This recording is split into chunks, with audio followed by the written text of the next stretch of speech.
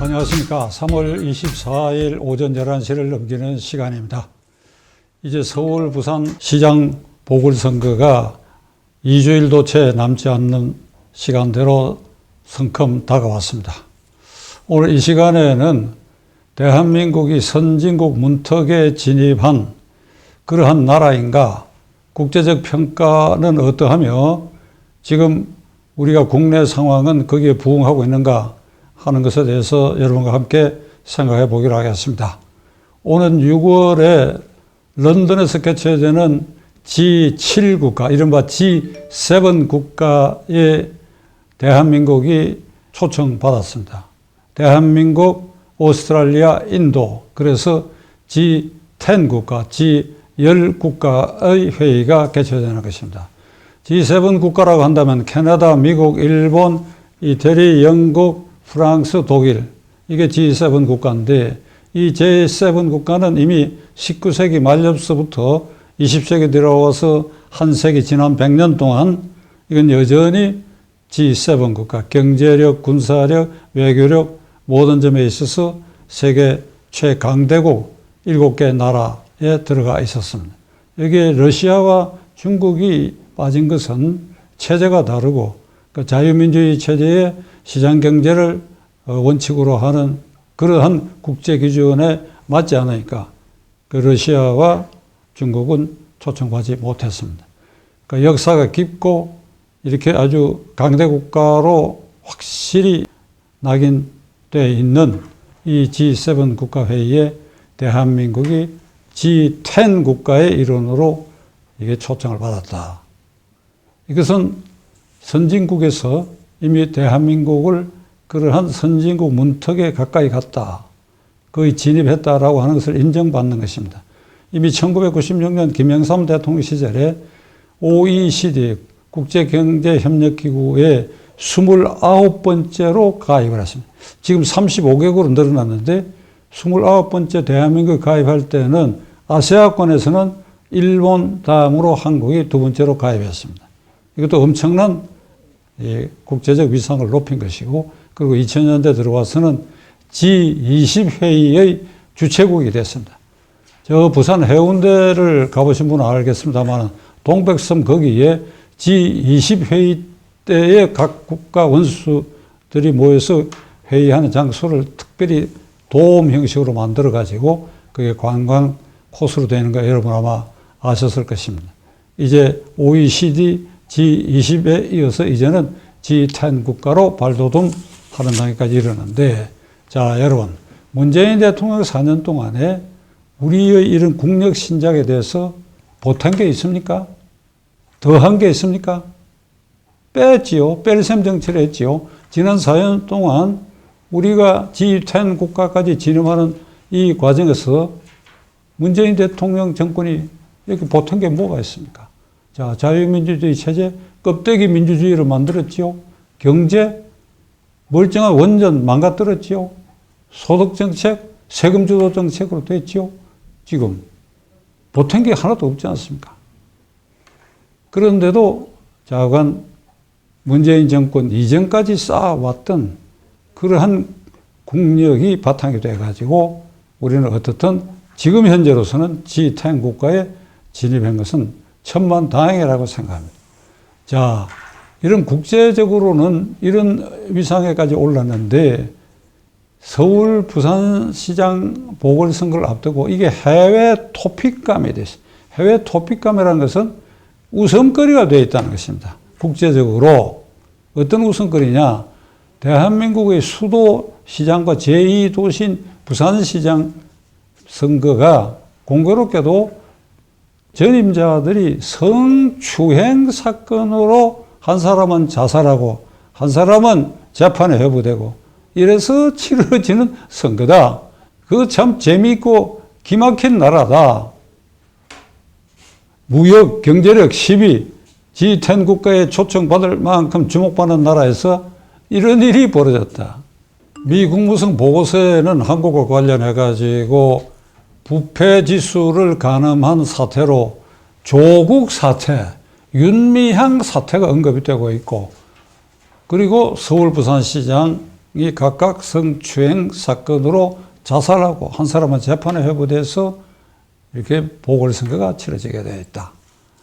이 얼마나 망신스러운 일입니까? 그러니까 우리가 G10 국가로 초대받는 까지 이르기에 문재인 정권 이전까지 쌓아온 우리의 국력, 그 공덕 때문이지 이 정권에 들어와서는 이게 깎아먹는 자유민주주의도 껍데기 만들고 그리고 경제력 모든 면에서 깎아먹는 그래 드디어는 이런 보고서까지 나올 지경이 됐다. 자, 시청자 여러분, 이 참담한 심정으로 어제 야권 서울시장 후보가 단일화돼가 이제 선거 국면에 들어갔는데 정권 측에서는 정부 여당은 선거 국면에 들어가기 직전서부터 야권 후보가 단일화되기 이전서부터 양 포악적인 선동 선전을 양 퍼붓고 있고 예상되는 오세훈 후보에 대해서 양 흠집 내기에 골몰하고 있는데 이 시간에는 이들이 얼마나 초조했으면 돈 퍼붓기 광란극을 부리고 있느냐. 이것도 해외 토픽감이 될 것입니다. 아마 일부 되고 있는데 될 것입니다. 우선 서울시 본청과 25개 자치구, 구청이 각각 3천억 그리고 2천억 해서 5천억 원을 재난복지금으로 살포한다는 것입니다. 그리고 소상공인과 자영업자의 부담을 들어주기 위해서 5천억 원을 무이자 대출을 해주고 그 이자를 자치구가 부담하겠다는 것입니다. 그리고 국민 혈세로 이자를 막아주겠다. 이런 것도 지금 선거 이전에 시행하겠다 제시하고 있습니다. 박영선 후보는 이미 지난주일에 자기가 시장이 되면 1,000만 시민에게 1,000만 시민이니까 뭐 갓난제비고 노인이고 상관없이 전부에 10만 원의 위로금, 그게 딱 1조가 되지요. 근데 서울시에 지금 부채가 약 16조 가까이 되는데 이걸 1조로 세금이죠, 결국. 세금으로 이렇게 선심을 베풀겠다. 그리고 유치원에 대한 무상급식도 시행하겠다. 지금 이 모든 게 공직선거법에 걸리는 일입니다. 시청자 여러분. 시와 자치구가 5천억, 또 5천억의 무이자 대출, 이자를 자치구가 부담한다. 그리고 여당 후보가 10만 원씩 살포하겠다. 그리고 유치원 무상급식하겠다. 이게 선거법에 규정되어 있는 유권자의 매수 행위입니다. 금품 제공 약속 행위에 명백히 해당되는데도 중앙선거관리위원회가 깜깜이인 이유 여러분 아시지요? 거기에 상임위원과 선관위원이 코드 인사로 거기에 내리꽂힌 사람들이니까 정권사 입맛에 맞게 이건 전혀 시비거리가 안 되고 야권과 시민단체가 이걸 고발하라 문제 삼아라 한데도 지금 침묵을 지키고 있습니다. 작년 4월 15일 선거 직전에 가구당 100만 원씩 살포한 것이 그 선거에 지대한 영향을 미쳤다. 그렇게 문재인 정권은 판단하고 있는 건데 선거 결과를 보면 저도 그런 거 아닌가. 그래서 그냥 섬찟한 생각이 드는데 잠깐 이번에도 어떻든 4월 7일 서울 부산 보궐선거에 영향을 미치기 위해서 국회가 금년도 예산이 넉넉하게 통과된 지 지금 석 달도 채 안 되는데 재난기금 살포를 위한 추경 예산을 심의하고 있는데 정부 원안이 16조인가 그런 정도로 제출되는데 국회에서 지금 4조를 증액하는 걸 가지고 지금 심의 중에 있다는 것입니다. 이게 광란극 아닙니까? 코로나 사태로 피해를 입고 아주 어려움에 처해있는 동포들이 많은 것 사실입니다. 그러면 선택과 집중을 통해서 성의 있게 해야지. 선거의 표심을 노려가지고 이런 광란극 비슷한 이런 살포 행위를 한다. 대한민국 헌정사에서 가장 부패 선거로 악명이 높았던 것은 58년에 있었던 4대 국회의 선거인데 이 선거에서 집권 자유당은 2년 뒤에 있을 대통령과 부통령 선거에서 이겨내기 위해서 원내 다수석을 확보하기 위하여 돈 뿌리고 고무신 뿌리고 막걸리 뿌리고 아주 그러니까 돈 고무신 막걸리 선거의 대명사가 이 58년 4대 국회의원 선거였습니다.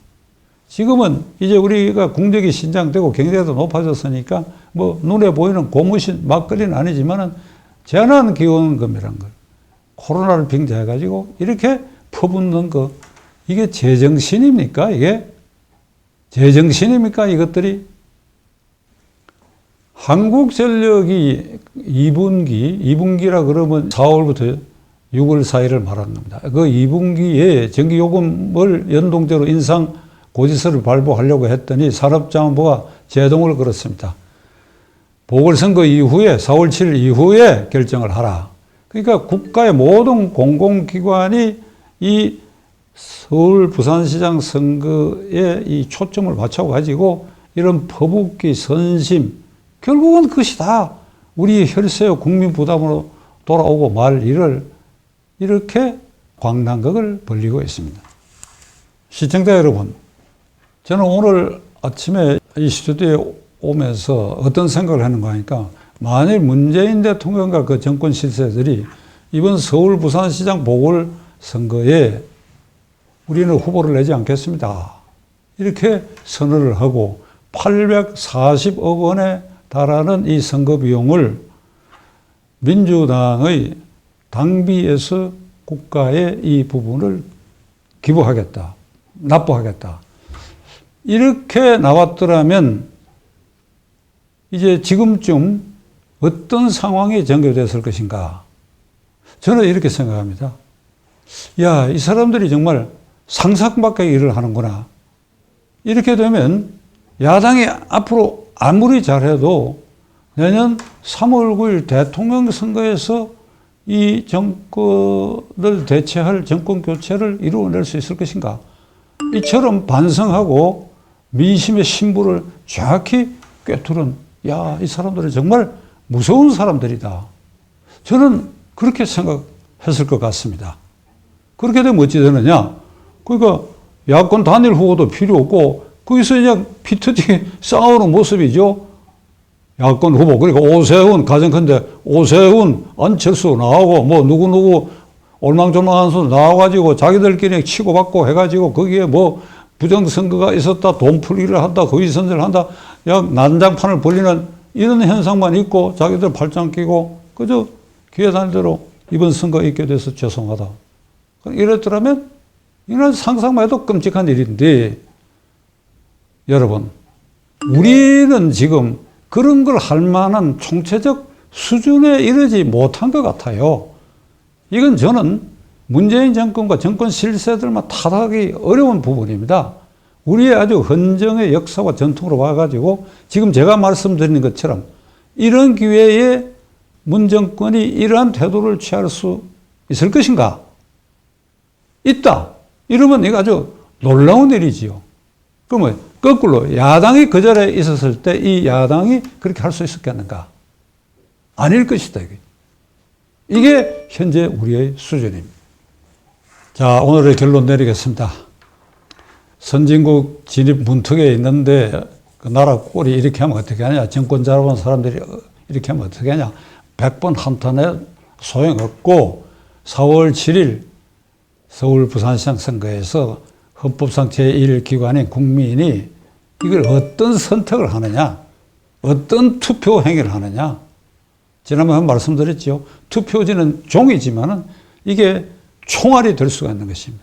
거기 투표지에 어디에 찍어야 이 정권을 심판하는 것이고, 그래야 정신을 번쩍 들게 할 것인가. 문재인 대통령 남은 임기 동안에라도 이게 총알로 헌법상 제1기관인 우리가 국민 저항권 행사의 한 방법으로 이 총알인 투표지를 어떻게 행사해야 할 것인가.